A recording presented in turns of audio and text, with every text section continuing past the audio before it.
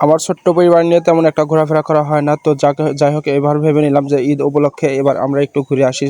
মাইসুরা তো ঘোরার জন্য প্রথম শুনে সে খুবই খুশি হয়েছিল, কারণ ইতিপূর্বে অনেকবার সে পার্কের ভিতর গিয়েছিল এবং অনেক ঘোরাফেরা করে। পার্কের ভিতরে তাকে একদম ধরেই রাখা যায় না, এতটা সে খুশি হয় এবং অনেকটাই হাঁটাহাঁটি করে।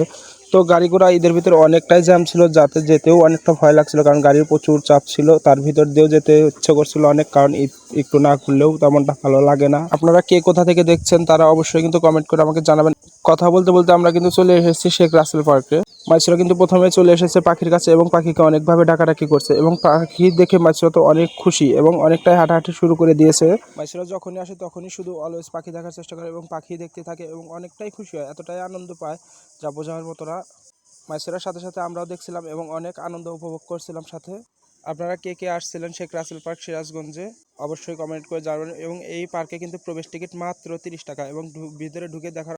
আর আমরাও কি বলবো, পাখিগুলো এত সুন্দর ছিল যা আমাদের দেখতেও অনেক ভালো লেগেছে, এবং পাখিগুলো আমরাও অবিরামভাবে অনেক সময় ধরে আমরা এই পাখিগুলো দেখতেছিলাম।